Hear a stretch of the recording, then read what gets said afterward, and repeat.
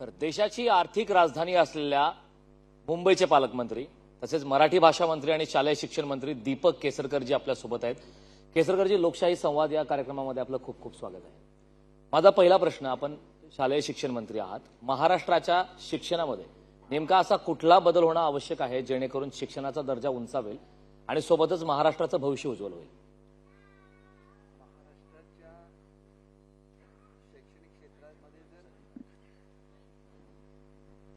महाराष्ट्राच्या शैक्षणिक क्षेत्रामध्ये जर गुणवत्ता वाढायची असेल तर सर्वप्रथम आपल्याला जे टीचर्स असतात, जे शिक्षक असतात, जे मुलांना शिकवतात त्यांना खुश ठेवायला लागेल।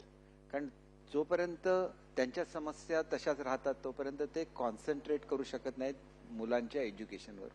म्हणून माझ्या शिक्षण मंत्री पदाच्या पहिल्या काळामध्ये महाराष्ट्रातल्या शिक्षण क्षेत्रामध्ये जेवढे शिक्षक आणि शिक्षकेतर कर्मचारी आहेत त्यांच्या समस्या मी बऱ्याच प्रमाणामध्ये सोडू शकलो, जवळजवळ 80-90% सोडू शकलो। याचा मला अभिमान आहे। 100% कधीच सुटू शकत नाही। आणि यावर्षी मी त्यांना मिशन दिलंय ते क्वालिटी एज्युकेशनचं। आणि हे क्वालिटी एज्युकेशन होत असताना मुलांचं प्रगती आपण असेस करायला लागेल। आणि त्याच्यामुळे केवळ शिक्षकांनी त्यांना शिकवून चालणार नाही, तर आमचं जे अधिकारी वर्ग आहेत, जे ऑफिसमध्ये बसून ऑफिसची कामं करत असतात त्यांना फील्डवर पाठवण्यात आलेलं आहे। प्रत्येक शाळांना ते व्हिजिट करणार आहेत। आणि याच्या पुढच्या काळामध्ये आमच्याकडे जवळजवळ 2 कोटी मुलं शिक्षण घेतात। महाराष्ट्र खूप मोठं राज्य आहे। खरं तर राष्ट्र हे नाव समर्पक आहे महाराष्ट्राला। तर त्या ठिकाणी प्रत्येकाचं असेसमेंट हे आम्हाला कॉम्प्युटरद्वारे कळू शकेल। त्यांच्या चाचणी परीक्षा घेतल्या जाईल, कुठल्या विषयामध्ये ते कमी आहेत आणि त्या विषयावर कॉन्सन्ट्रेशन केलं जाईल। एवढंच नाही तर यावर्षीपासून प्रत्येक स्कूलला आम्ही ॲक्रिडिशन देण्याचा प्रक्रिया चालू केलेली आहे। स्कूलमध्ये आपण आता स्काउट अँड गाईड हा विषय कंपल्सरी केलेला आहे। कारण मुलांना कवायतीची सवय लागली पाहिजे, त्याच्याचबरोबर त्यांची सामाजिक बांधिलकी वाढली पाहिजे। ह्याच्याचबरोबर कृषी हा विषय आम्ही यावर्षीपासून कंपल्सरी केला आहे। कारण जोपर्यंत तुम्ही निसर्गाच्या जवळ जात नाही तोपर्यंत पर्यावरणाचं रक्षण तर आहेच, परंतु जो देश आपल्या फूड ग्रेन्समध्ये, आपल्या धान्याच्या सप्लायमध्ये स्वयंपूर्ण असतो तो टिकून राहतो। बघा, जागतिक मंदीमध्ये रशियासारखा देश कोसळला परंतु भारत अखंड राहिला। याचं कारण आपण स्वयंपूर्ण आहोत आपल्या अन्नधान्याच्या बाबतीत, आणि हे खऱ्या अर्थाने आपल्या देशाची स्ट्रेंथ आहे। परंतु आजची परिस्थिती अशी आहे की मुलं जातच नाहीत ॲग्रिकल्चर कॉलेजमध्ये। अनेक ॲग्रिकल्चर कॉलेजमधल्या सीट मोकळ्या राहतात, ही वस्तुस्थिती आहे। दुसरी गोष्ट आहे ती व्होकेशनल ट्रेनिंग। आम्ही व्होकेशनल ट्रेनिंग इंट्रोड्यूस करतोय स्कूल एज्युकेशनमध्ये। आपल्याला माहिती असेल की मुंबईचा मी पालकमंत्री असल्यामुळे जर्मनीमधलं जे स्टुटगार्ट शहर आहे आणि मुंबई या सिस्टर सिटी आहे, आणि पुणे आणि कार्लसरू हे सिस्टर सिटी आहेत। आणि त्याच्यामुळे बेडन-न्यूटनबर्ग बरोबर आमचा करार झाला आणि लाखोच्या संख्येने स्किल्ड मॅनपॉवर हे आम्ही या राज्याला देणार आहोत। त्याच्यामध्ये त्यांचं जर्मन भाषा शिकवण्याच्या उपक्रमाला सुरुवात झालेली आहे। पण त्याच्याचबरोबर एज्युकेशन डिपार्टमेंटशी त्यांचा आम्ही करार केलेला आहे की जर्मनीमध्ये जे व्होकेशनल ट्रेनिंग दिलं जातं, अधिक जर्मन लँग्वेज, हे आम्ही शाळेमध्येच मुलांना 8वी पासून शिकू, जेणेकरून 12वी झालेला मुलगा हा थेट नोकरीला लागू शकेल। आणि इथं जो पगार मिळतो म्हणजे परदेशामध्ये, विशेषतः युरोपमध्ये, कारण आपण तरुण देश आहोत, आज मोठ्या प्रमाणात मॅनपॉवर युरोपियन कंट्रीला आवश्यक आहे, जपानला आवश्यक आहे। तर त्या ठिकाणी आपल्या इथल्या वायरमनला 20,000 पगार असेल तर तिथं 2.5 लाख रुपये महिन्याला पगार असतो, म्हणजे 30 लाख रुपये वर्षाला तो मुलगा कमावतो। हा फरक आहे, हा फरक जाणून घेतला पाहिजे। आणि हा इनिशिएटिव्ह झाला, अनेक लोकांना माहिती नाही की ही सुरुवात झालेली। राज्यपाल महोदयांच्या हस्ते आम्ही ह्याची सुरुवात केली। मुलांचं ट्रेनिंग ऑलरेडी सुरू झालेलं आहे आणि याचा एक मोठा परिणाम हा महाराष्ट्राच्या प्रगतीवर सुद्धा होणार आहे। पण या मुलांनी जरी 5-10 लाख रुपये वाचवले आणि ते आपल्या जरी पालकांना पाठवले तरी आपला जीडीपी कितीतरी पटीने वाढणार आहे। महत्वाचा मुद्दा आहे। आणखीन एक महत्वाचा प्रश्न, आपण मुंबईचे पालकमंत्री आहात, गणेशोत्सवाच्या दरम्यान ध्वनी प्रदूषण असेल किंवा अन्य कुठले मुद्दे असतील त्याच्यावरून केसेस झालेले आहेत। मागच्या काही सरकारने त्या केसेस मागे घेतल्यात। आगामी काळात या संदर्भात आपली नेमकी काय भूमिका असणार? आजच आमची मीटिंग झालेली आहे, अनेक मुद्द्यांवर चर्चा झाली। आपण मोठ्या मंडळांना फायटर पाठवतो, त्याचे भाडी आपण आज मुख्यमंत्री महोदयाने आदेश दिले की भाडी घ्यायची नाहीत। आपण मंडपांची भाडी फक्त नॉमिनल 100 रुपये करण्याचा निर्णय गेल्या वर्षी मुख्यमंत्री महोदयांनी घेतला। या मंडळांचे जे कार्यालय वर्षभर चालतात यांना कमर्शियल रेटने त्यांचा टॅक्स येत होता, तो सुद्धा रेसिडेन्शियल रेटने घ्यायचा निर्णय आजच्या मीटिंगमध्ये घेतला. त्यांची जी थकबाकी आहे त्यातली 50% त्यांची थकबाकी माफ करायची आणि इंटरेस्ट पूर्ण माफ करायचं, असा सुद्धा निर्णय घेतलेला आहे. अनेक ज्या मागण्या मंडळाने केल्या त्या मुख्यमंत्री महोदयांनी त्या ठिकाणी मान्य केलेलं आहे. आपण एक अतिशय महत्वाचा मुद्दा सांगितलेला आहे की बऱ्याच वेळेला काय होतं की लोकांना जाणीव नसते की 10 वाजून गेले आणि 10 वाजल्यानंतर सुद्धा तो स्पीकर चालू राहतो, 10:15 वाजता कोणीतरी येऊन त्यांच्यावर केस टाकतो. इथं कुठेतरी त्यांना रिलीफ मिळाला पाहिजे, अशा सूचना मुख्यमंत्री महोदयांनी दिलेल्याच आहेत. परंतु मी सुद्धा गृह खात्याचा राज्यमंत्री म्हणून 5 वर्ष महाराष्ट्राचा कारभार बघितलेला आहे गृह खात्याचा. त्याच्यामुळे मुंबई कमिशनर साहेबांशी मी बोलेन, आदरणीय उपमुख्यमंत्री फडणवीस साहेबांशी बोलेन आणि त्याच्यासाठी गव्हर्नमेंटला एक स्पेशल GR काढायला लागतो की एक कमिटी नेमायला लागते आणि ह्या कमिटीला अधिकार द्यायला लागतात केसेस मागे घेण्याच्या. आणि ज्यावेळेला ही कमिटी निर्णय घेते त्यावेळेला कोर्टाच्या समोर सुद्धा जायला लागतं आणि कोर्टाची त्याला मान्यता घ्यायला लागते. माझी खात्री आहे की ही सगळी प्रक्रिया आम्ही लवकरात लवकर पूर्ण करून, कारण शेवटी जर आपल्या राज्यामध्ये ज्याला आपण म्हणतो की आमचं हिंदू राष्ट्र आहे तर त्याच्यामध्ये सणांमुळे जर केसेस होत असतील आणि आपले नागरिक पीडित होत असतील तर त्यांना दिलासा देणं हे आमचं पहिलं कर्तव्य, आम्ही ते अवश्य करू. आणि म्हणून इतर अनेक गोष्टी आम्ही या सणाच्या निमित्ताने करतोय. आणि आता तुम्ही बघितलेलं आहे की पार्किंगचं असेल तर आम्ही पार्किंग ह्या काळामध्ये मोफत केलेलं आहे मुंबईच्या लॉट्समध्ये, म्हणजे पार्किंग लॉट्समध्ये. त्याच्यानंतर आपण विशेष निर्णय असा घेतलेला आहे की लोक गणपतीच्या दर्शनाला मुंबई सिटीमध्ये येतात पण जाणाऱ्या ट्रेन्स बंद असतात, त्या ट्रेन्स रात्रभर सुरू ठेवण्याचा निर्णय घेतला. अनेक निर्णय घेतलेत, विशेषतः मूर्तिकारांच्या संदर्भातले अनेक निर्णय घेतलेले आहेत. आणि मी अशी सुद्धा एक स्कीम पालकमंत्री म्हणून करण्याचं कमिशनर साहेबांना इथल्या सूचना केलेली आहे की आम्ही सिंधुदुर्गमध्ये सगळ्यात जास्त गणपती घरगुती बनवले जातात आणि तिथे जे शाडूचे गणपती बांधतात त्याला आम्ही सिंधुरत्न योजनेमधून ती शाडू माती हे करायला लागते, म्हणजे त्याची मिसळायला लागते ती, त्याच्यासाठी यंत्र असतात. तसं यंत्र आणि त्यांना लागणारा कॉम्प्रेसर आणि ते गन ज्याने ते पेंटिंग करतात हे आम्ही त्यांना 75% सबसिडीने देतो. अशीच योजना मुंबईमध्ये आपण अनेक वेळेला फ्री कितीतरी गोष्टी करतो, शिलाई मशीन देतो, घरघंटी देतो. तसंच त्यांचे जे कुटुंबीय आहेत त्यांना जर ह्या वस्तू दिल्या तर मूर्तिकार जे पारंपरिक आहेत त्यांना सुद्धा एक दिलासा मिळू शकेल. ही मी स्कीम बनवायला सांगितली आणि ह्या वर्षी तरी याची अंमलबजावणी नाही झाली, कारण आता जवळजवळ गणपती होत आलेले आहेत, म्हणजे तयार होत आलेले आहेत. यावर्षी फक्त त्यांना कॉम्प्रेसर लागेल, परंतु पुढच्या वर्षी हा मोठा दिलासा हा मूर्तिकारांचा मिळेल. आणि आमचे मुख्यमंत्री महोदय हे स्वतः पर्यटन खात्याचे, पर्यावरण खात्याचे सुद्धा मंत्री आहेत, त्याच्यामुळे इको फ्रेंडली गणपतीची एक मोठी त्यांनी इनिशिएटिव्ह हा संपूर्ण महाराष्ट्रामध्ये घेतलेला आहे आणि त्याची खूप चर्चा त्या संदर्भात सुद्धा झाली. आणि मंडळांमध्ये एक दिलासा आहे की ज्यावेळेला एक कार्यकर्ता की ज्यांनी स्वतःच गणपतीची मंडळं चालवली आहे तेच ज्याला मुख्यमंत्री होतात त्याला त्यांना सगळंच माहिती असतं की काय अडचणी आहेत आणि जवळजवळ सगळ्याच अडचणी त्यांनी सोडवलेल्या आहेत आणि याचा आम्हाला सार्थ सगळ्यांना अभिमान आहे. लवकरच आपल्याला या ठिकाणी जन्माष्टमीचा सण येणार आहे. प्रो गोविंदा पहिल्यांदा आपल्या मुख्यमंत्री महोदयांनी सुरू केला आणि हा एक इंटरनॅशनल आयटम आता झालेला आहे. आम्ही आमच्या नियोजन मंडळामधून 2 कोटी रुपये याच्या आयोजनासाठी देत असतो. यावर्षी सुद्धा आम्ही देणार आहोत आणि अतिशय सुंदर असा कार्यक्रम सरनाईक फॅमिली याच्यामध्ये खूप इंटरेस्ट घेत असते आणि मुख्यमंत्री महोदयांच्या मार्गदर्शनाखाली हा कार्यक्रम सुद्धा निश्चितपणे होईल. सगळ्या परंपरा जपत असताना सर्व लोकांनी एकत्र राहिलं पाहिजे अशी आमची भूमिका आहे. आणि विशेषतः मुंबईकरांना मला सांगायचं आहे की मुंबई ज्या मुंबादेवीच्या नावाने मुंबई नाव पडलेलं आहे तिथं अनेक वर्ष दुर्लक्ष झालेलं होतं, त्याचा आम्ही प्लॅन मंजूर केलेला आहे. जवळजवळ 200 कोटी रुपये हे मुंबादेवीच्या मंदिराचा परिसर विकसित करण्यासाठी खर्च केले जाणार आहेत. ज्या महालक्ष्मीच्या कृपेने मुंबई हे फायनान्शियल कॅपिटल बनलेलं आहे त्या महालक्ष्मीच्या विकासासाठी 65 कोटी रुपयाचा मी आराखडा बनवला आहे. त्याची टेंडर्स निघालेली आहेत. बाणगंगा तलावाची दुरुस्ती करायचं काम चालू आहे. ज्या हाजी अल्लीमध्ये अनेक भाविक, लाखो भाविक जातात त्यांना अनेक वेळेला पाण्यातून जायला लागतं, त्याला वेगळ्या व्यवस्था, अतिशय सुंदर अशी जाण्याची व्यवस्था ही आम्ही करतोय. ज्या सिद्धिविनायकाच्या दर्शनासाठी लाखो भाविक येतात तिथं 500 कोटी रुपयाचा विकास आराखडा हा त्याचा तयार होतोय. शेवटी मुंबई हे आंतरराष्ट्रीय शहर बनलं पाहिजे हे मुख्यमंत्री महोदयांचं स्वप्न आहे आणि त्याच्यामुळे 300 एकरमध्ये सेंट्रल पार्क, संपूर्ण हिरवळ असलेला सेंट्रल पार्क हा विकसित मुंबईमध्ये होतोय कोस्टल रोडच्या शेजारी. आणि आपली जी रेसकोर्सची जागा आहे त्याच्यावर सुद्धा अधिकची झाडं लावली जाणार आहेत आणि अतिशय सुंदर मुंबई, हेल्दी मुंबई ही मुंबईमध्ये साकारणार आहे. आणि हे करत असताना सर्वसामान्य मनुष्य इथला हा याचा केंद्रबिंदू राहणार आहेत. कोळीवाड्यांमध्ये आपल्याला माहिती असेल की आम्ही फूड कोर्ट्स चालू केली. तिथल्या महिलांचा स्वयंपाक खाण्यासाठी रांग लागते लोकांचा.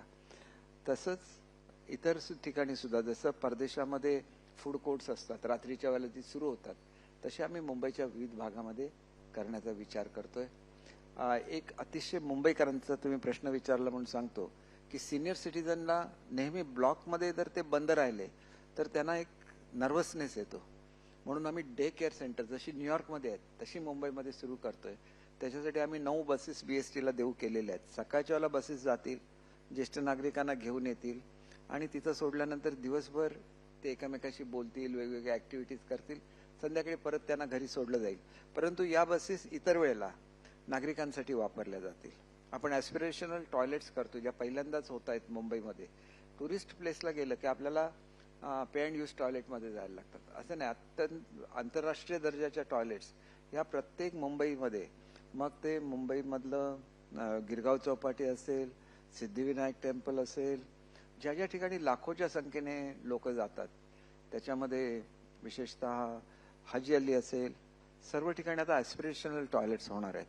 त्याच्याचबरोबर पिंक टॉयलेट्स हा एक मोठा उपक्रम हे महापालिकेच्या माध्यमातून राबवतोय.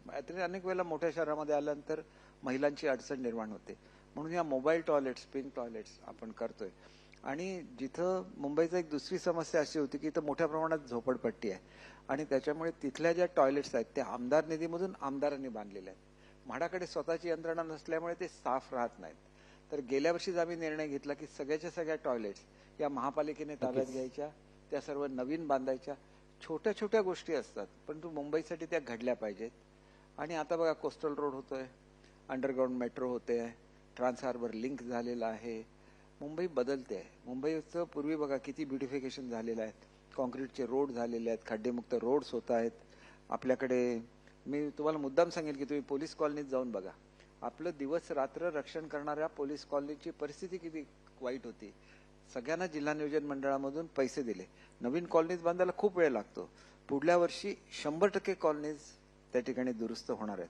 नक्कीच केसरकरजी, जसं आपण म्हणताय की मुंबईच्या विकासाबद्दल मुंबईचे पालकमंत्री म्हणून आपण बोलतायत, या व्यतिरिक्त शिक्षणाचा एक महत्वाचा प्रश्न आहे की शिक्षकांसंदर्भात नेहमी शिक्षक उपोषण करतायत, आंदोलनं करतायत. त्यामध्ये जुनी पेन्शनचा एक मुद्दा आहे आणि दुसरा आहे विना अनुदानित शाळा. आता मी सुद्धा माझं उदाहरण, मी ज्या शाळेमध्ये शिकलोय ती देखील विना अनुदानित शाळा आहे. मागच्या 15 वर्षापूर्वी शिक्षकांची जी व्यथा होती तीच आज देखील आहे. डिसेंबर पासून त्यांना लाभ मिळेल असं आपण म्हणालात. नेमकं यावरची सरकारच्या आगामी काळात काय पावलं? गोष्ट अशी आहे की ज्याला दिलं जातं तो आपल्याला काय मिळालं हे कधीच सांगत नाही आणि काय पाहिजे ते सांगतात. महाराष्ट्रामध्ये 20-20 वर्ष विना वेतन काम करणारे शिक्षक होते. या सगळ्यांना त्यांची मागणी होती 200 कोटीची. मी सगळ्याच्या सगळ्या शाळा शोधून काढल्या की ज्या ठिकाणी अशा तऱ्हेचे शिक्षक काम करतात आणि 1100 कोटीचं पॅकेज त्यांना दिलं. पहिल्या टप्प्यामध्ये सगळ्यांना आणलं. जे दुसऱ्या टप्प्यावर होते त्यांना त्याच्या पुढचा टप्पा दिला, त्याच्या पुढचा टप्पा दिला आणि ह्या वेळेला सुद्धा त्याचा पुढचा टप्पा आपण देतोय. मुळात जे लोक कधी एंटायटल नव्हते त्यांना आपण सिस्टममध्ये आणलं. आणि म्हणून आपण मागताना काय दिलं हे सुद्धा लोकांना सांगितलं पाहिजे, नाहीतर लोकांना त्याचा विसर पडतो. जे शिक्षक सेवक आहेत 5,000 रुपयावर काम करत होते, 7,500 रुपयावर काम करत होते, आज त्यांना 18 आणि 20,000 रुपये स्टायपेंड मिळतं. हा बदल घडतोय. जिथं लायब्ररियनला पगार 1,500 रुपये होता आता 20,000 मिळतो. एवढंच नाही तर स्कॉलरशिप 500 रुपये मिळायची, मी आल्याबरोबर ती 5,000 आणि 7,500 केली. मुलांना सुद्धा प्रोत्साहन मिळालं पाहिजे. 500 रुपये 1,000 रुपयामध्ये मुलांना काय प्रोत्साहन मिळणार. म्हणून बघा, मुलांना पूर्वी फक्त बॅकवर्ड क्लासच्या मुलांना ड्रेस दिले जायचे किंवा दारिद्र्यरेषेखालच्या. आता आपण प्रत्येक मुलाला देतो. मूल हे मूल असतं, त्याला वाटतं माझ्या शेजाऱ्याला ड्रेस मिळाला मला का नाही. आम्ही हे डिफरन्स काढून टाकला. प्रत्येकाला आम्ही ड्रेस देतो. एवढंच नाही तर मी कोकणातून येतो तरी मी अनेक मुलांना अनवाणी पायाने शाळेत येताना बघितलेलं आहे. सगळ्या मुलांना शूज आणि सॉक्स देण्याची व्यवस्था केली. बदल अगणित होत आहेत. आता तर आम्ही मिड डे मीलला फक्त त्यांना खिचडी खायला मिळायची, आता आपण त्यांना सुरुवातीला सॅलड देणार आहे, त्यानंतर बिर्याणी देणार आहे, त्याच्यानंतर स्वीट डिश देणार आहे. मुलांच्या बद्दल काळजी केसरकरजी, आपण विद्यार्थ्यांच्या ज्या आता आपल्या संवादातून 2 प्रश्न निर्माण झाले त्यामध्ये एक शूज आपण त्यांना पुरवठा करणार. मात्र याआधी एक गणवेश संकल्पना आपण राबवत आहात, ही खरंच कौतुकास्पद उपक्रम आहे. मात्र अद्यापही असे अनेक विद्यार्थी आहेत जिथपर्यंत ते गणवेशाविना आहेत. उद्या 15 ऑगस्ट आहे, स्वातंत्र्य दिवस साजरा होणार आहे, मात्र त्या ठिकाणी अद्याप देखील गणवेश पोहोचलेले नाही. एक गोष्ट अशी आहे की एक राज्य एक गणवेश ही संकल्पना अस्तित्वात येत असताना आम्ही पूर्वी शाळांना पैसे पाठवायचो आणि ते सुद्धा सप्टेंबर महिन्यातच खर्च व्हायचे. कोणी म्हणतं की 15 ऑगस्ट वगैरे, असं बिलकुल नाही. त्यांना ती पॉवर मिळत होती खरेदी करण्याची. पॉवर गेल्याचं दुःख असतंच, परंतु प्रत्येकाकडे गणवेश असतो गेल्या वर्षीचा आणि युजली ऑगस्ट सप्टेंबरमध्ये मिळत असतो. परंतु मी अशी काळजी घेण्याचा प्रयत्न केला की ऑगस्ट जुलै, कारण 30 जूनला आपल्याकडे विदर्भात शाळा सुरू होतात, 15 जूनला त्याच्यानंतर शिवायला टाकले जातात, 15 ऑगस्टच्या पूर्वी त्यांना मिळावे अशी अपेक्षा होती आणि तसंच प्लॅनिंग केलं होतं. कारण यावेळचे गणवेश हे महिला शिवणार आहेत. पहिल्यांदाच हजारो महिलांना, कदाचित ती संख्या लाखामध्ये जाईल, गणवेश शिकवण्याचं काम मिळालेलं आहे.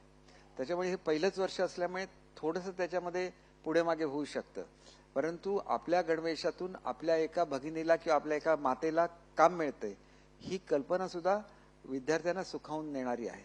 आम्हाला कल्पना नसते, कारण आम्ही फर्स्ट टाइम हा इनिशिएटिव्ह घेतला की महिलांकडून शिवून घ्यायचं.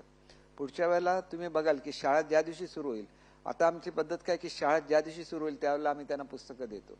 तसंच पुढच्या वर्षी ज्यावेळेला शाळा सुरू होईल त्याच्या हातामध्ये गणवेश असणार, अशी आम्ही व्यवस्था करतोय. शेवटी ज्यावेळेला आपण अनेक गोष्टी नव्याने करत असतो त्यावेळेला कुठल्या त्रुटीस्वार राहतात. आपण महिला आर्थिक विकास महामंडळाला हे काम दिलंय, परंतु हे लाखो कपडे शिवण्याचं काम आहे. त्यांना सुद्धा अनुभव असा कधीच आलेला नव्हता, पण ते सुद्धा महिला खूप खुश आहेत. थोडंफार पुढे मागे झालं तर आम्ही निश्चितपणे दिलगीर आहोत, परंतु ही सिस्टम आम्ही बसवतोय हे महत्वाचं आहे. आणि दुसरी गोष्ट अशी आहे की पूर्वी जे गणवेश दिले जायचे हे सिंथेटिक क्लॉथचे असायचे, त्यामध्ये कमी दर्जाचे असायचे. आता आपण कॉटन मिश्रित गणवेश देतोय जे अत्यंत दर्जेदार असणार आहेत आणि स्काउट गाईडशी अनुकूल असल्यामुळे मुलांना वेगळा स्काउटचा ड्रेस विकत घ्यायला लागणार नाही. त्याच्यावर आम्ही स्काउट कॅप देतोय, स्कार्फ देतोय. अनेक गोष्टी नव्याने होत आहेत. नव्याने होत असताना काही अडचणी येतात, कारण आम्हाला सुद्धा हे सगळं नवीनच आहे. महिलांचं एम्पॉवरमेंट हे सुद्धा तेवढंच महत्वाचं आहे.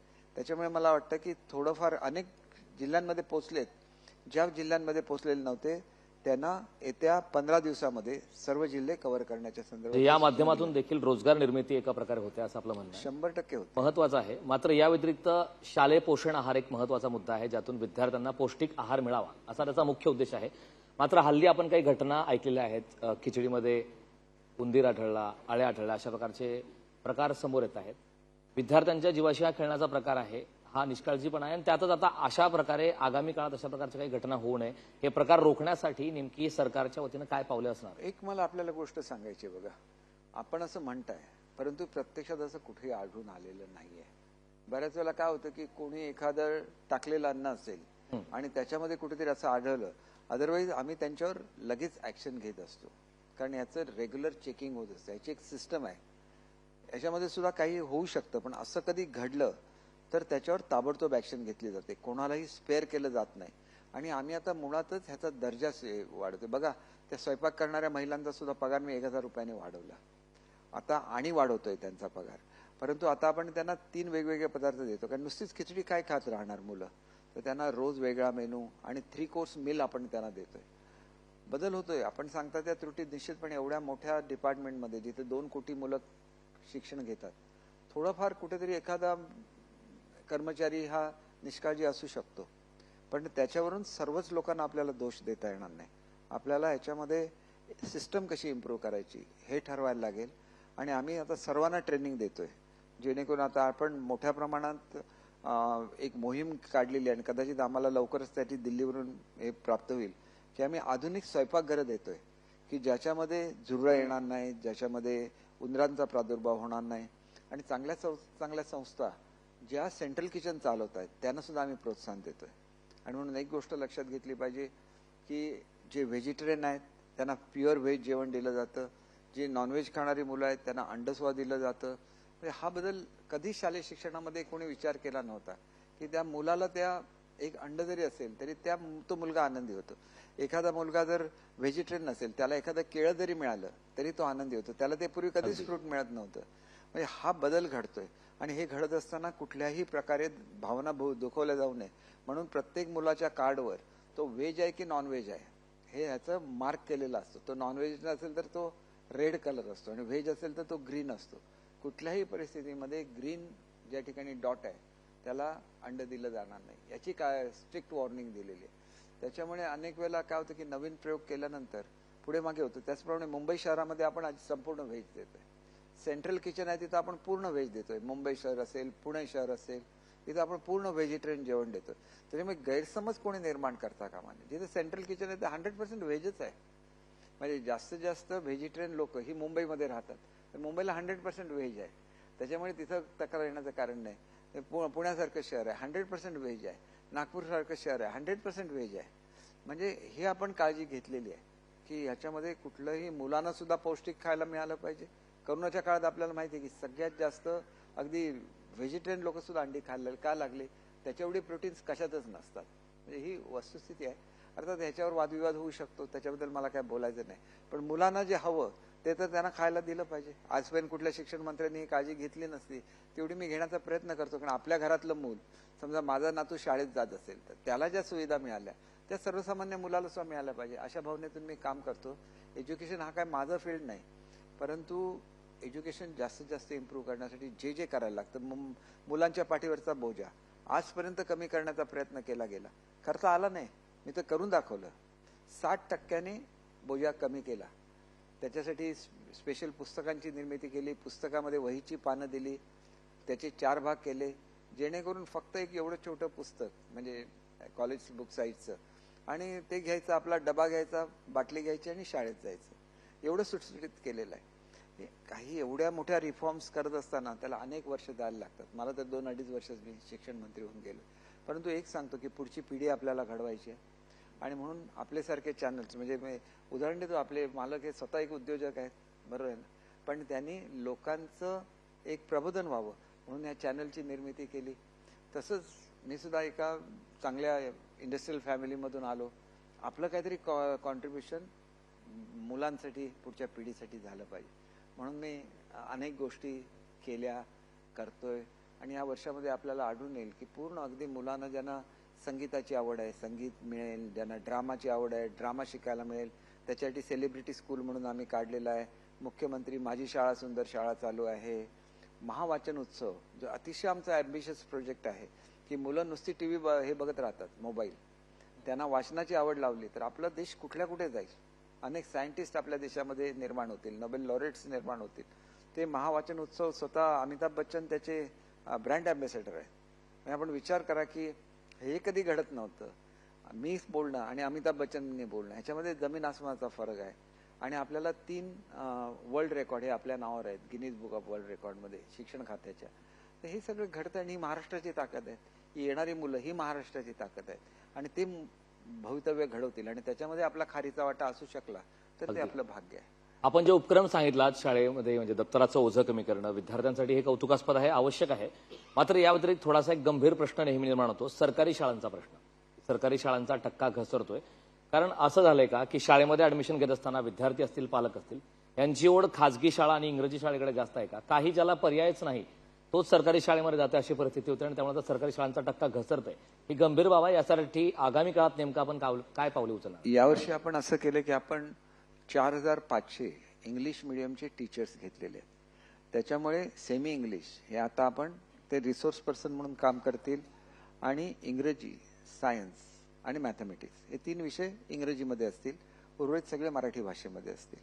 पण ह्याच्याचबरोबर मला महाराष्ट्रातल्या सगळ्या मुलांना सांगायचं आहे की इंग्रजी ही जगाची भाषा नाही. इंग्रजी ही इंटरनॅशनल कम्युनिकेशन लँग्वेज आहे. प्रत्येक देशाला स्वतःची भाषा असते आणि त्या देशातले 95 ते 98% लोक फक्त तिथली भाषा शिकतात आणि त्यांना कळते. मी आता जर्मनीमध्ये मुलं पाठवणार आहे, पण त्यांना मला अगोदर जर्मन भाषा शिकवायला लागेल. म्हणून पुढच्या काळामध्ये आपला सर्वात तरुण देश आहे आणि आपण जगाची सेवा करणार. तर जगातल्या प्रमुख भाषा जसं जर्मन आहे, जसं स्पॅनिश आहे, रशियन आहे, जॅपनीज आहेत, सगळ्या भाषा आपल्याला शिकायला लागतील तरच आपण जगाला सेवा देऊ शकतो. आणि ती व्यवस्था आम्ही आता स्कूल एज्युकेशन पासून करतोय. सॉरी, आपण आता अडॅप्ट स्कूल नावाची स्कीम काढली. लोक कशावरही टीका करत असतात. शिक्षकांचा काय संबंध होता अडॅप्ट स्कूलशी? कारण आम्ही काय खाजगी मॅनेजमेंट करणार नव्हतो, फक्त शाळेची परिस्थिती सुधारणार होतो. तरी पण गैरसमज निर्माण केले गेले शिक्षक संघटनांमध्ये. सगळ्यांना मला समजावून सांगायला लागलं. त्याच्यामध्ये एवढी बदनामी झाली त्या योजनेची की अजून ते आमची योजना सुरू होऊ शकली नाही. आम्ही जर दर्जेदार स्कूल निर्माण करू शकलो ॲडॅप्टेड स्कूल स्कीम खाली, आपोआप मुलं आमच्याकडेच यायला लागणार. आता तर इन्फ्रास्ट्रक्चर लाखो शाळांना, म्हणजे जवळजवळ 75,000 स्कूल आहेत आमचे, 1,00,000 टोटल स्कूल्स आहेत. मग त्यांचं मेंटेनन्स करणं हे काय प्रत्येक वेळेला सरकार तिथं पोहोचू शकत नाही. खाजगी उद्योजकांनी त्याची जबाबदारी घेतली पाहिजे. त्या उद्योजकाचं नाव तिथं लागेल शाळेच्या मागे. झेडपी स्कूल असेल तर टाटा झेडपी स्कूल नंबर 1 किंवा रिलायन्स झेडपी नंबर 1 असेल, त्यांनी तिथं आवश्यक ते दुरुस्त्या करणं, तिथं आवश्यक आधुनिक मशिनरी देणं. आणि आता आपण सगळंच करतो. आपण रोबोटिक्स करतो, आर्टिफिशियल इंटेलिजन्स करतो, कोडिंग डिकोडिंग शिकवतो. परंतु एक जो शिक्का बसलेला आहे आपल्या शाळांवर, हा दूर केला पाहिजे आणि तो पुढच्या काळामध्ये निश्चित दूर होईल.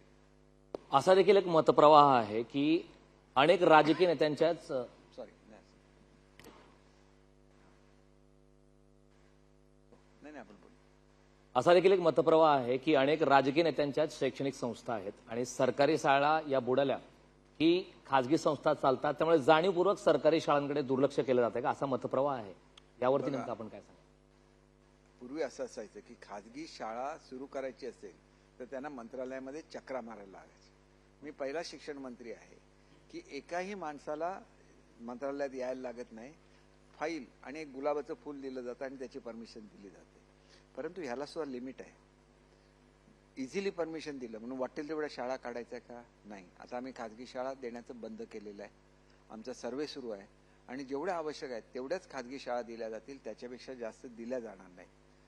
परंतु सरकारी शाळेचा दर्जा वाढवण्याचं आमचं जे काम सुरू आहे, त्याच्यामुळे माझी खात्री आहे की हे जे काय शाळेत थोडंसं शिक्षणाचं आपण असं म्हणू की ते बिझनेस म्हणून त्याच्याकडे बघितलं जातं, तर स्कूल हा बिझनेस नाही. याच्या पुढच्या काळामध्ये अतिशय कडक असे नियम हे खाजगी शाळांसाठी सुद्धा करण्यात येईल.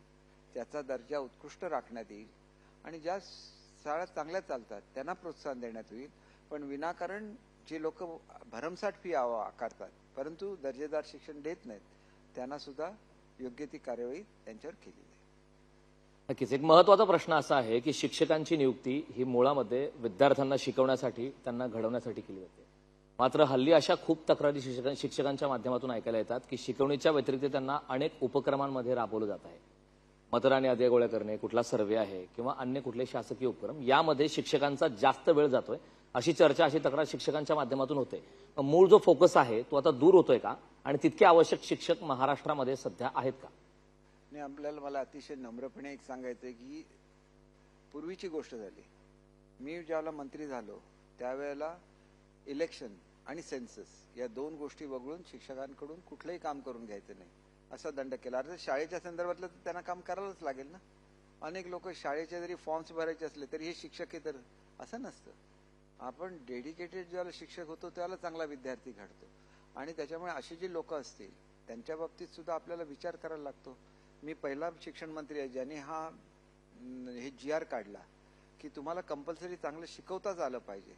नाही शिकवता आलं तर तुम्हाला 100% पगारावर तुमचं पुन्हा एकदा ट्रेनिंग आम्ही तुम्हाला देऊ. तरी पण सुधारलं नाही तर 50% पगारावर तुमचं पुन्हा एकदा ट्रेनिंग घेऊ. तरी नाही सुधारला तर तुम्हाला सेवेतून कमी करण्यात येईल. शेवटी शिक्षकांना प्रोटेक्शन आहे, त्यांना आम्ही कधी कमी करत नाही. शाळा बंद पडली तरी टीचर्सचा पगार चालू राहतो. परंतु त्याच्याचबरोबर मुलांची काळजी घेतलीच पाहिजे, दर्जेदार शिक्षण दिलंच पाहिजे. याला पर्याय नाही. त्या बाबतीत अतिशय स्ट्रिक्ट आमचं सरकार आहे आणि आम्ही ते करून दाखवू. आपल्या महाराष्ट्रात पुस्तकप्रेमी असलेले डॉक्टर बाबासाहेब आंबेडकर यांनी मनुस्मृतीचं दहन केलं. मात्र मागच्या काही दिवसांपासून वारंवार या चर्चा होत आहेत, आरोप प्रत्यारोप होत आहेत की मनुस्मृतीचे काही श्लोक हे पाठ्यपुस्तकात समावेश करण्यात त्या संदर्भात याचं नेमकं काय कारण? आरोप केले जातात. चुकीचं परसेप्शन निर्माण करणं हा आता महाराष्ट्रामधला एक कॉमन हे झालेला आहे. मनुस्मृतीचा कुठलाही श्लोक हा महाराष्ट्राच्या पाठ्यपुस्तकामध्ये नाही. जी कमिटी होती त्यांनी शासनाला अहवाल सादर करत असताना जो अहवाल होता त्या अहवालामध्ये त्यांनी एक श्लोक उद्धृत केलेला होता जो पाठ्यपुस्तकाचा भाग नाही, परंतु त्याचं व्यक्तिगत ते मत होतं. परंतु ते सुद्धा असं आहे की आमची हे असते स्टिअरिंग कमिटी असते, या स्टिअरिंग कमिटीकडे न येता हे डायरेक्ट ह्याच्यावर पडलं पब्लिक डोमेन मध्ये. याच्याबद्दल आम्ही कारवाई सुरू केलेली आहे, संबंधित अधिकाऱ्यावर कारवाई केली आणि ज्यांनी हे लिहिलेलं होतं त्याला सुद्धा आम्ही तिथून निलंबित करण्याचं आम्ही निर्णय घेतलेला आहे. कारण मनुस्मृतीला कधी सरकार, कुठलंही सरकार मान्यता देऊ शकत नाही. त्याच्यामधले काही पार्ट्स एवढे वाईट आहेत की त्याच्यामुळे त्याच्यातला चांगला भाग असेल त्याच्याकडे सुद्धा लोक संशयाने बघतात आणि त्याच्यामुळे अशा गोष्टी अवॉइड करणं हे योग्य असतं. पण पुन्हा पुन्हा तेच सांगायचं, पुन्हा पुन्हा मनुस्मृती म्हणायचं. एकही पुस्तक दाखवा की ज्याच्यामध्ये मनुस्मृतीचा श्लोक आहे? अजिबात नाही आहे. काहीतरी गैरसमज होतोय की साईटवर जे टाकलं पब्लिक डोमेनमध्ये ती प्रस्तावना होती एका शिक्षकांनी लिहिलेली किंवा त्याच्यामधले एक्सपर्ट त्यांनी लिहिलेली आणि त्याच्याबद्दल त्याला शिक्षा देण्यात आलेली आहे. त्याच्यामुळे पुस्तकामध्ये हा भाग कधीच आलेला नाही किंवा पुढे येणार नाही. मराठी भाषेला अभिजात भाषेचा दर्जा मिळावा ही मागणी वर्षानुवर्षापासून होत आहे. नेमका मराठी भाषेला अभिजात भाषेचा दर्जा कधी मिळेल असं आपल्याला वाटतं? एक गोष्ट अशी आहे की हा केंद्र शासनाचा भाग आहे. हा दर्जा मिळावा म्हणून आपण ज्ञानेश्वर मुळेजी आपले ज्येष्ठ सनदी अधिकारी आहेत आणि उत्कृष्ट साहित्यिक आहे, त्यांच्या अध्यक्षतेखाली एक कमिटी नेमलेली आहे आणि ते सातत्याने याचा पाठपुरावा करतायत. तो लवकरात लवकर दर्जा मिळावा हा माझं सुद्धा आणि आमच्या सगळ्यांचीच ती एक मनापासूनची भावना आहे आणि त्याच्यासाठी स्वतः मुख्यमंत्री महोदय प्रयत्न करतायत, उपमुख्यमंत्री महोदय प्रयत्न करतायत. तो लवकरच प्राप्त होईल याची मला खात्री आहे. पण मराठी भाषेचा मंत्री म्हणून दोन गोष्टी मी केलेल्या आहेत. एक म्हणजे 16 वर्ष मराठी धोरण प्रलंबित होतं. हे पहिल्यांदाच मराठी धोरण म्हणजे मराठी भाषा विभाग निर्माण झाल्यापासून महाराष्ट्राला मराठी धोरण नव्हतं. हे मराठी धोरण पहिल्यांदा महाराष्ट्राला दिलं. दुसरी गोष्ट म्हणजे आंतरराष्ट्रीय स्तरावर मराठीला नेण्यासाठी आंतरराष्ट्रीय आपण जो परिषद असते ही परिषद सुरू केली. 2 वर्ष सातत्याने झाली आहे. सगळे आंतरराष्ट्रीय जे मराठी लोक राहतात एकामेकाशी जोडले गेले. इथं मराठी शाळा बंद पडतात परंतु अमेरिकेसारख्या ठिकाणी, जपानसारख्या ठिकाणी मराठी शाळा चालवल्या जातात.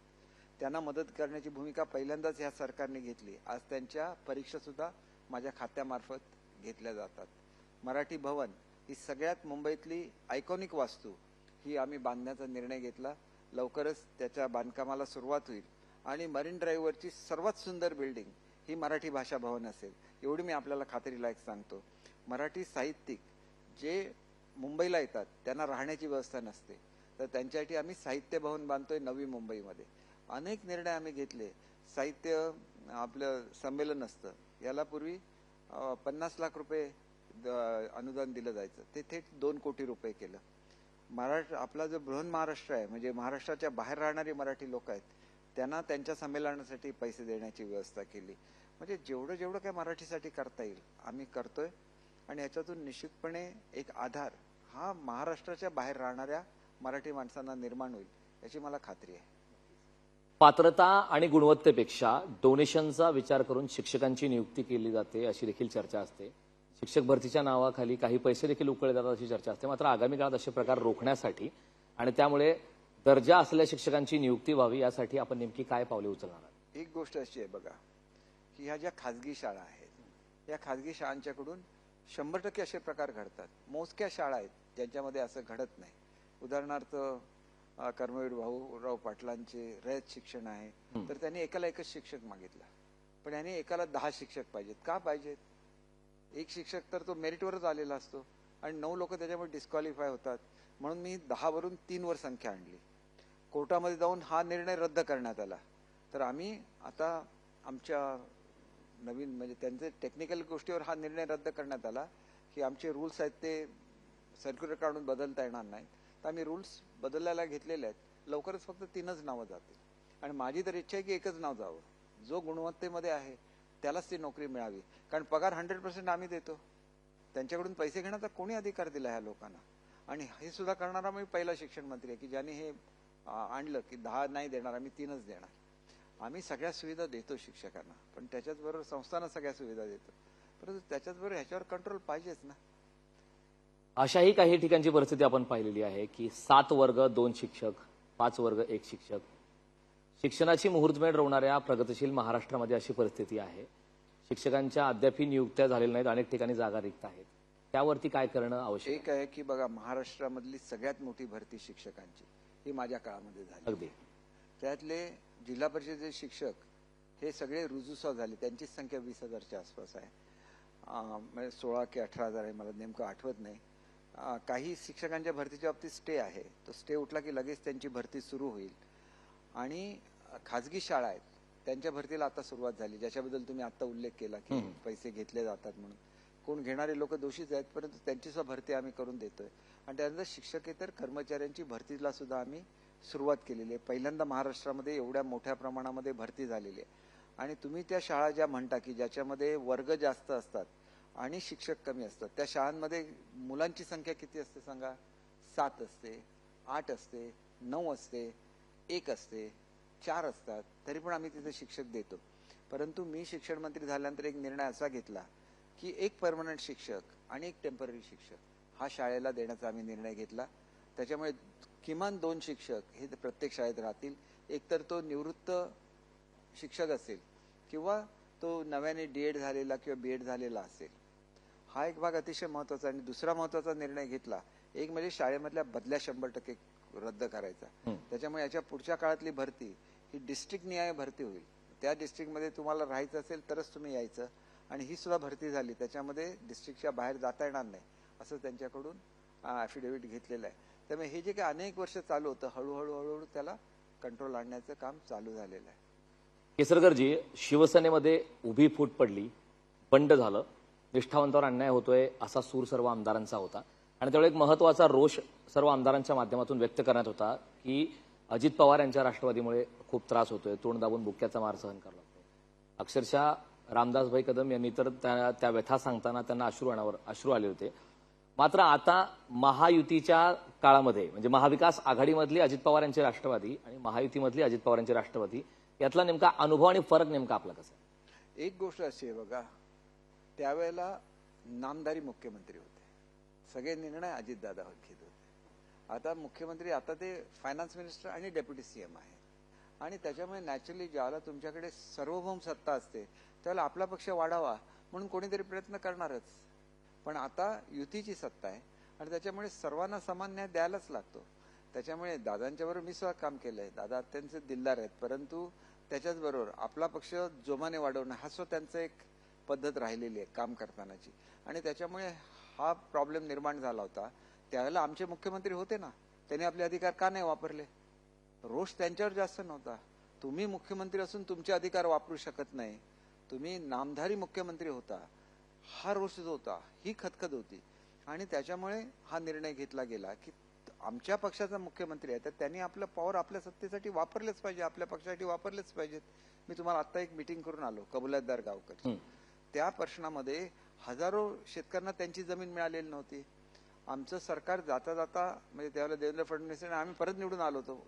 दुर्दैवाने आमच्या आपापसातल्या मतभेदामुळे आमचं सरकार पुन्हा त्यावेळेला आलं नाही. परंतु शेवटच्या दिवशी मी निर्णय घेऊन घेतला आणि शेवटच्या 6 महिन्यातले निर्णय स्थगित केले नवीन सरकारने.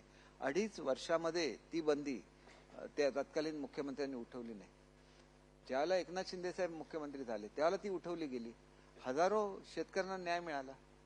काही करायचंच नाही तर मग नाराजी होणारच ना. आमची शेवटी बांधील की आमच्या लोकांची असणार. कोकणातले शेतकरी आहेत, मी का थांबणार सांगा तिथं? मी 7-8 वेळा गेलो. स्थगिती उठवा, त्यांची जमीन आहे, त्यांना गेली पाहिजे, नाही उठवली गेली. हा फरक आहे. मग हे जे असतं याच्यावर रिॲक्ट व्हायला लागतं, कारण नाहीतर आपण राज्य करू शकणार नाही. आपण लोकांसाठी किती लोकाभिमुख निर्णय झाले सांगा गेल्या 2.5 वर्षामध्ये. प्रत्येक निर्णय जे जे लोकांनी मागितलं ते लोकांना मिळालं, ही वस्तुस्थिती आहे. लोकसभेमध्ये रॉंग पर्स्पेक्टिव्हने काही झालेलं असेल, परंतु राज्य शासनाबद्दल नाराजी नाही आहे, ही वस्तुस्थिती आहे. अजित पवार यांच्या राष्ट्रवादीचा आता विषय निघाला तर आधी महायुतीमध्ये शिवसेना आणि भाजप हे 2 पक्ष होते. आता राष्ट्रवादी महायुतीमध्ये ऍड झाले, सहभागी झालेली आहे. आणि त्यानंतर दबक्या आवाजात अशी चर्चा सुरू होती. आरएसएसच्या मुखपत्रात देखील ते सांगण्यात आलं की राष्ट्रवादी अजित पवार आल्यामुळे महायुतीचं निवडणुकीमध्ये लोकसभेला फटका बसला, नुकसान झालं. आपल्याला वाटतं का नुकसान झालं? एक गोष्ट अशी आहे बघा की निवडणुकीमध्ये आयडियोलॉजीला महत्व असतं. शिवसेना आणि भाजप ही सेम आयडियोलॉजी आहे. तीच आयडियोलॉजी राष्ट्रवादीची नाही आहे. आणि त्याच्यामुळे लोकांच्या मनामध्ये संभ्रम निर्माण होऊ शकतो, कारण डिफरंट आयडियोलॉजी आहे. आणि आमची आयडियोलॉजी सेम असल्यामुळे लोकांनी ते ऍक्सेप्ट केलेलं होतं. आता हा निर्णय का घेतला गेला ह्याच्याबद्दल लोकांच्या मनामध्ये कन्फ्युजन झालं, ही वस्तुस्थिती आहे. पण पुढच्या काळामध्ये दादांनी स्टेटमेंट दिलेली आहेत की विकासाच्या मुद्द्यावर आम्ही सगळे एकत्र आलेलो आहोत. त्याच्यामुळे हा मुद्दा आता निघून गेलेला आहे. आणि दुसरी जी गोष्ट घडली की बारामतीमध्ये सीट उभी केल्यामुळे त्याचा फटका सुद्धा दादांना बसला. म्हणजे तो फटका केवळ आमच्या ह्याच्यामुळे बसला असं नाही, की लोकांची अपेक्षा होती की त्यांनी पवार साहेबांच्या विरुद्ध सीट उभी करू नये आणि त्याच्यामुळे सहानुभूती ही पवार साहेबांना गेली. पण ह्या गोष्टी असतात, या नंतर लक्षात येतात. त्याच्यामुळे त्यांनी सुद्धा म्हटलं की माझी चूक होती की बारामतीमध्ये सीट उभी करायला नको होती. आता हे त्या त्या क्षणी त्या त्या वेळेला ते निर्णय घेतले जातात. काही लोक ऍक्सेप्ट, पण मी बारामतीतल्या लोकांना बोलताना ऐकलेलं आहे की लोकसभेला पवार साहेब आणि विधानसभेला अजितदादा. लोकांचं प्रेम दादांवर आहे, त्याच्याबद्दल दुमत असण्याचं कुठलंही कारण नाही. आता आपण आयडिओलॉजीचा विषय काढलात, विचारधारेचा मुख्य त्यामध्ये. मात्र आता वेगळ्या विचारधारेच्या पक्षासोबत निवडणुका लढताना नेमकी आपल्यासमोर काय काय आव्हानं असतात? बघा, आमच्या समोर आव्हानं काहीच नाही, कारण दादा येण्यापूर्वी सुद्धा आमची मेजॉरिटी होती, दादा आल्यानंतर सुद्धा मेजॉरिटी आहे आणि ती मेजॉरिटी आमची तशीच राहणार. कारण 200 पेक्षा अधिक सीट होत्या. लोकसभेमध्ये काही ध्रुवीकरण झालेलं होतं, ह्या ध्रुवीकरणामुळे सीट गेल्या, परंतु 140 सीट तरी पण आमच्या आल्या ना. आणि ध्रुवीकरण करणारी लोक एका ठराविक पॉकेटमध्ये राहतात, त्या एका विधानसभेवर ते इफेक्ट करू शकतात, एंटायर लोकसभेवर नाही. ते लोकसभेमध्ये तो इफेक्ट झाला तर विधानसभेमध्ये जाणवणार नाही. एक 5-10 सीट कमी होतील त्यांचं पॉप्युलेशन जास्त असल्यामुळे, त्याच्या पलीकडे नाही. आणि त्यांनी सुद्धा राष्ट्राचा विचार केला पाहिजे. नुसतंच ज्या प्रकारे त्या भडकवण्यात आलं, हे भडकवणं चुकीचं आहे आणि ते त्यांना लवकरच त्याची जाणीव होईल की कधी भारतामध्ये वेगळी वागणूक दिली जात नाही, सर्व धर्मियांना समान वागणूक दिली जाते आणि ते आपल्या देशाचं वैशिष्ट्य आहे. आणि ती ज्यावेळेला जाणीव होईल त्याला हे जे लोक निवडून आलेले आहेत हे केवळ मताच्या ध्रुवीकरणावर निवडून आलेले आहेत. आणि ह्या लोकांना सुद्धा कळलं की आमचा ज्यावेळेला विषय होतो त्यावेळेला हे लोक पळून जातात, कारण यांच्या मूळ बेस यांच्यापासून निघून गेलेला आहे आणि ते पुढच्या निवडणुकीमध्ये लोकांना प्रत्यक्षात दिसेल. केसरकरजी, खरं तर आता एक महत्वाचा मुद्दा आहे. कोकणाच्या राजकारणाचा जेव्हा विषय निघतो त्यावेळी नारायण राणे आणि दीपक केसरकर यांचा वाद हा महाराष्ट्रासाठी काही नवे नाही, वर्षानुवर्षे हे वैर राहिले. आता आपण एकत्र आहात, राजकीय समीकरणं बदलली की हे सर्व गोष्टी बदलतात का? नेमकं हे वैर आपण कसं मिटवलं? एक गोष्ट आपण लक्षात घेतली पाहिजे की राणे साहेबांनी जे कोकणासाठी काम केलं ते कोणीही नाकारू शकणार नाही. त्यांच्यामध्ये आणि माझ्यामध्ये वैचारिक मतभेद झालेले होते आणि मी वारंवार बोलून दाखवलेलं होतं की हे फक्त वैचारिक मतभेद आहेत, हे व्यक्तिगत मतभेद नाही. आणि त्याच्यामुळे राणे साहेबांनी लोकसभेला उभं राहावं हे सांगणारा मी पहिला कार्यकर्ता आहे. की एक नेता की माझ्या पॉलिटिकल फाईटमुळे त्यांचं नुकसान झालं असलं तरी कोकणासाठी त्यांचं योगदान आहे, तर माझ्या हातून जे घडलं असेल ते सुद्धा दुरुस्त माझ्याच हातून झालं पाहिजे, ही देवाची माझ्यावर कृपा आहे आणि मी ते होऊ शकलं. मी त्यावेळेला सुद्धा सांगितलं होतं की राणेसाहेबांनी उभं राहावं, रत्नागिरीमध्ये जे काही डेफिसिट येईल ते सिंधुदुर्गमध्ये भरून काढलं जाईल. कारण आम्हाला दोघांनाही मानणारे, माझ्यापेक्षा राणेसाहेबांना जास्त मानतात, दोघांनाही मानणारे मोठा वर्ग हा सिंधुदुर्ग जिल्ह्यामध्ये राहतो आणि आम्ही हे दाखवून देऊ आणि प्रत्यक्षात आम्ही ते दाखवून दिलं. म्हणजे 1 लाखाचं डेफिसिट रत्नागिरी जिल्ह्याने राणेसाहेबांना दिलं तर 1,40,000चं मताधिक्य हे आम्ही दिलं आणि ते परत 40-50 हजार मतांनी निवडून आले. हे आम्ही करून दाखवलं. बोलायचं नसतं, करून दाखवायचं असतं. आज आम्ही खूप जवळ आलोय, पण ह्या जवळ येण्यामागे मेहनत सुद्धा आहेच ना. आणि मनापासून तुमचं मन चांगलं पाहिजे. त्यावेळेचं ज्या पद्धतीने कार्यकर्ते वागत होते त्यावेळेला कार्यकर्त्यांनी असं वागू नये हे माझं म्हणणं होतं. आणि त्यावेळेस फाईट झाल्यानंतर आज कुठलाच कार्यकर्ता वाईट वागत नाही. बघा, कुठल्या तुम्हाला मारामारीच्या घटना दिसतात का, कोणाला धमकावल्याच्या घटना दिसतात का? दिसत नाहीत. याचं कारण कार्यकर्ता काय वागतो हे शेवटी नेत्यावर येत असतं आणि त्याच्यामुळे त्या संघर्षातून हे सगळं निर्माण झालेलं होतं. आता तो फेज संपलेला आहे. राणेसाहेब आज जरी मंत्री नसले तरी मंत्री होते त्या काळामध्ये भरून भरून त्यांनी दिलेलं आहे आणि पुढे ते मंत्री होऊ शकतात ना. आज खासदार आहेत, उद्या एक्सपान्शन मध्ये त्यांना मंत्री घ्यावं अशीच आमची इच्छा असणार. आणि त्याच्यामुळे कोकणाचा विकास हा आपापल्या मधल्या जे दुरावा होतो याच्यामधून विकासापासून आपण दूर जातो. आम्ही सगळे एकत्र येतोय, त्याच्यामुळे विकास सुद्धा तेवढ्याच स्पीडने होईल याची मला खात्री आहे. कारण कोकणासारखी भूमी कुठेच नाही. इथं समुद्र आहे, त्याच्यामुळे मासेमारी आहे, इथं पर्यटन आहे, इथं उत्कृष्ट वनसंपदा आहे, इथं उत्कृष्ट हॉर्टिकल्चर आहे, उत्कृष्ट ऍग्रिकल्चर आहे. कोकणामध्ये काही नाही असं काहीच नाही आहे. फक्त त्याला एक दिशा देण्याची गरज आहे आणि ती दिशा देण्याचं काम आम्ही करतोय आणि अगदी खालच्या स्तरावरून हे काम करतोय. आणि तुम्ही लवकरच बघाल की आज सुद्धा आमच्याकडे कुठल्याही इंडस्ट्रीज नसताना पर कॅपिटा इन्कम मध्ये आज सुद्धा महाराष्ट्रामध्ये 5व्या क्रमांकावर आम्ही येतो. याचं कारण निसर्ग संपत आहे. तर पुढच्या काळामध्ये 2ऱ्या 3ऱ्या क्रमांकावर यायला आम्हाला कुठल्याही त्याच्यामध्ये अडचण येणार नाही. असं माझी खात्री आहे. लोकसभा निवडणुका झाल्या, निकाल आलं, मात्र या दरम्यान महाविकास आघाडी विशेषतः इंडिया आघाडीच्या माध्यमातून संविधान धोक्यात आहे अशा प्रकारचा एक नॅरेटिव्ह सेट करण्यात आला असं महायुतीचं म्हणणं आहे आणि त्याचा काही प्रमाणात फटका देखील बसलाय. मात्र आगामी काळात विधानसभा निवडणुकांमध्ये नेमकी आपल्याला या संदर्भात काय काय आव्हानं असणार आहेत, लोकांपर्यंत आपण लोकांचा जो गैरसमज होतोय असं महायुतीच्या नेत्यांचं म्हणणं होतं, ते दूर करण्यासाठी आपण काय करणार आहात? दोन गोष्टी आहेत बघा, महाराष्ट्रामध्ये किंवा भारतामध्ये आरक्षण दूर केलं जाईल हा जो एक समज निर्माण केला तो फार चुकीचा होता. असं कधी होऊच शकत नाही की आरक्षण रद्द करता येतं. आणि बाबासाहेबांनी जी घटना निर्माण केलेली आहे ती घटना कोणीही बदलणार नाही. हे चुकीचं, एखादा छोटीशी व्यक्ती असते. हल्लीच एका व्यक्तीने आम्ही जी माझी लाडकी बहीण योजना मागे घेणू तुम्ही जर आम्हाला मतदान नाही केलं तर, असं सुद्धा व्यक्त करणारे लोक आहेतच ना. आणि मग ते आमच्या शासनाचं मत आहे असंही खोटा नॅरेटिव्ह सेट करता येईल. खोटा नॅरेटिव्ह एक दोन लोकांच्या भाषणामधून सेट झाला, त्याचा लगेच एकतर खुलासा करायला पाहिजे किंवा त्यांना त्या पदावरून काढायला पाहिजे होतं, पण ते घडलं नाही. आम्ही आता ह्याच्यापासून बोध घेतलाय. असं पुन्हा आता आपण विषय काढला लाडकी बहीण संदर्भात असं वक्तव्य करण्यात आलं रवी राणा आहेत, मात्र त्यांना मग काही समज देण्यात आली का? कारण अशा प्रकारचा मला चुकीचा माहिती नाही, कारण ती समजतो तो पक्ष देत असतो. त्यांना दिली की नाही दिली मला कसं समजणार. ते सहयोगी आहेत, ते काय कुठल्या पक्षाचे सदस्य नाहीत, ते अपक्ष आहेत, परंतु भाजपचे सहयोगी आहेत. त्याच्यामुळे बघा, लहान मुलाचे आपण कान पिरगळतो, कशासाठी पिरगळतो? प्रेमाने पिरगळतो की पुन्हा असं बोलू नको म्हणून. ते प्रेमाने ते घडलं असेल असं मी समजतो.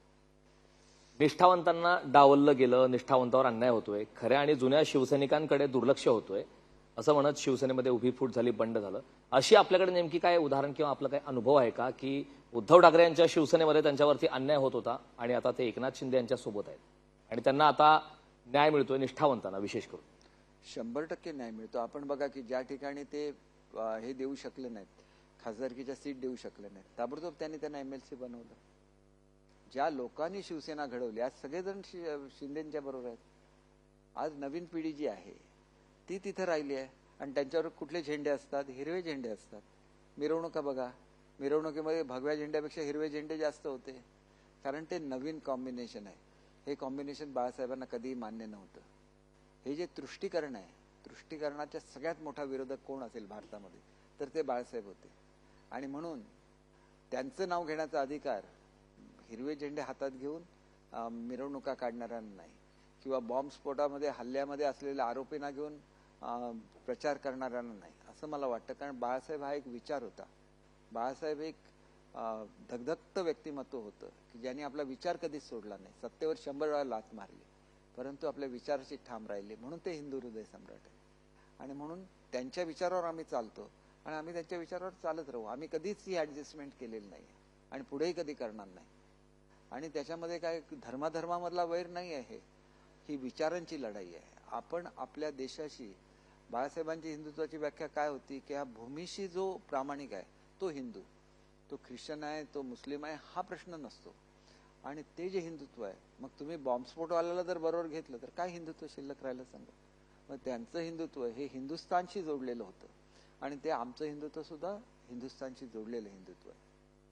नक्कीच. आता लोकसभा निवडणुका नुकत्याच पार पडल्या, विधानसभा निवडणुका तोंडावरती आहेत. थोडं कॅल्क्युलेटिव्ह बोलूया आपण.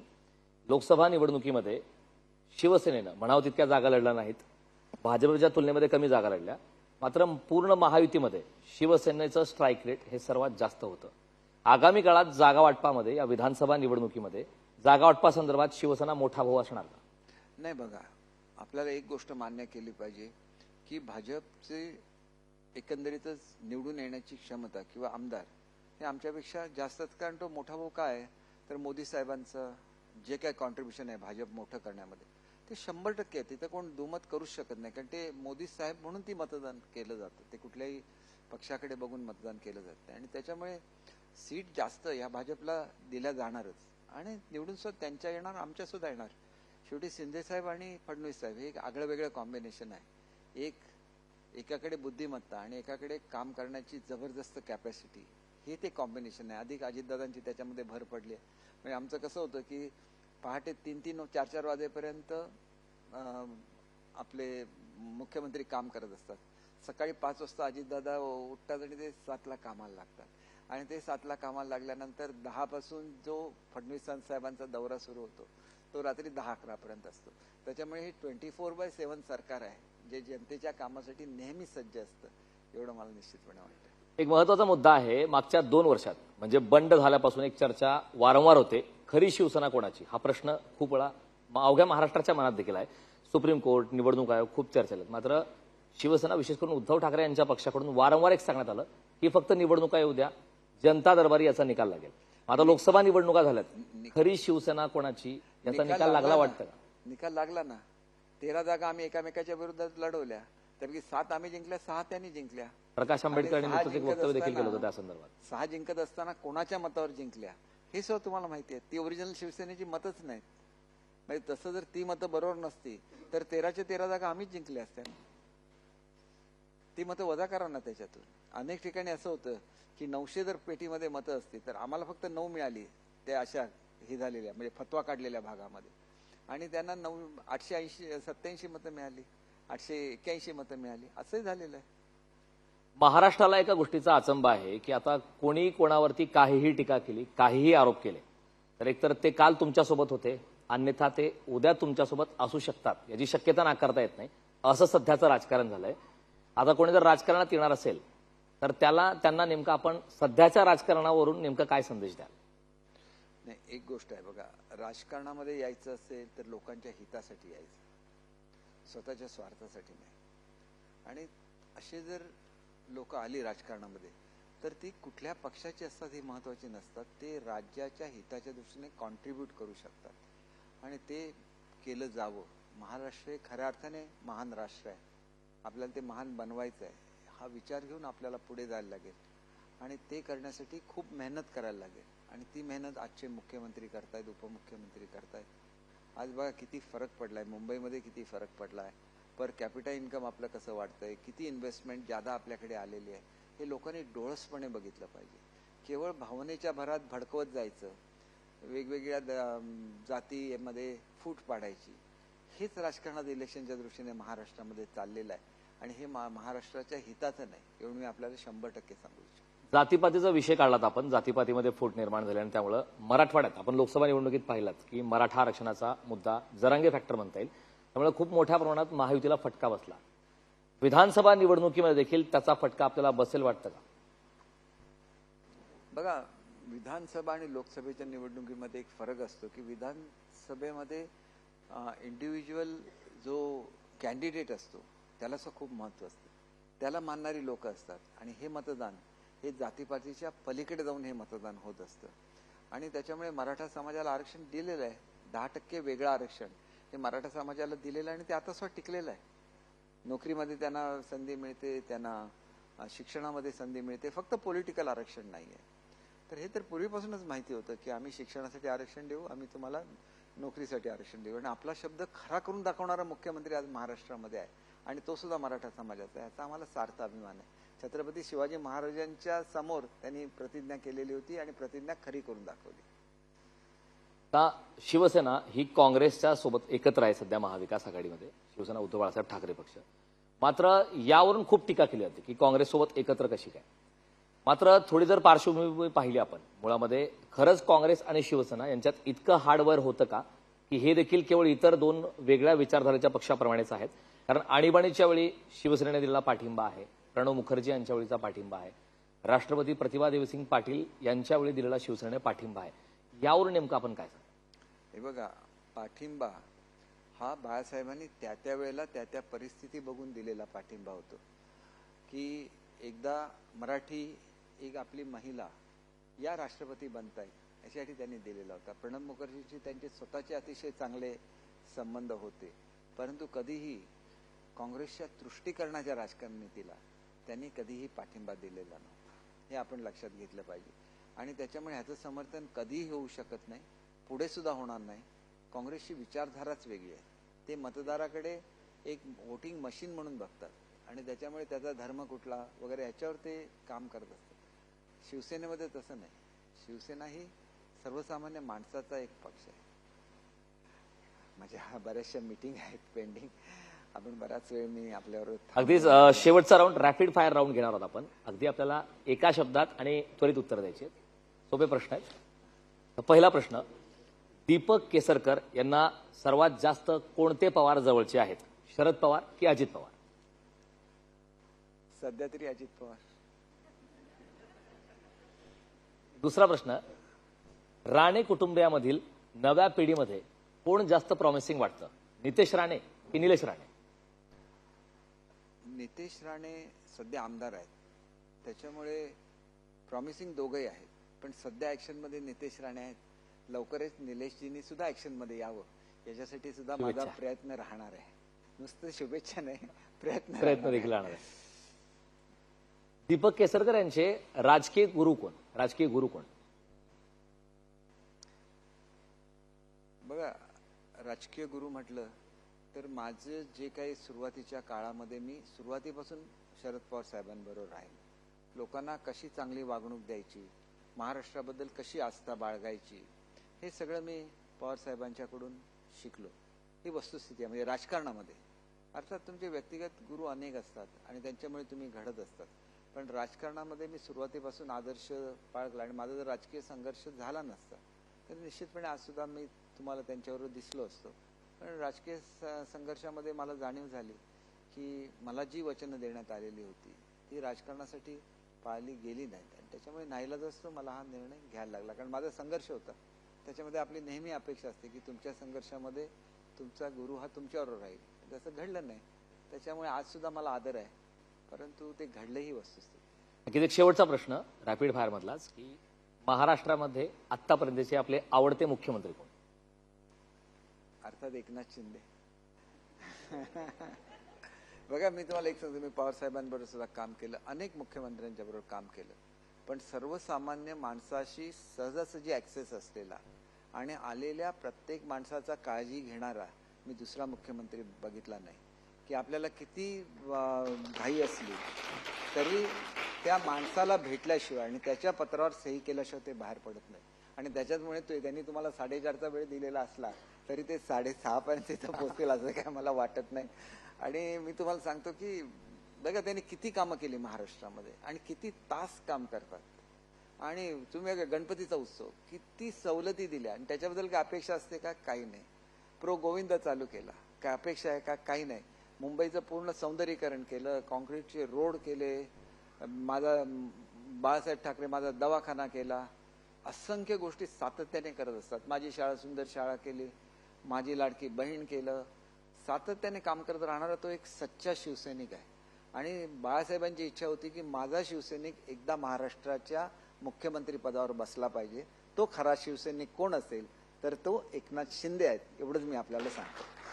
थँक्यू. तर दीपक केसरकर यांनी या सर्व संदर्भात अगदी दिलखुलास पद्धतीने त्यांच्या शैलीप्रमाणे सविस्तर अशी उत्तर दिलेत. खूप खूप धन्यवाद आणि आगामी काळासाठी आपल्याला खूप खूप शुभेच्छा.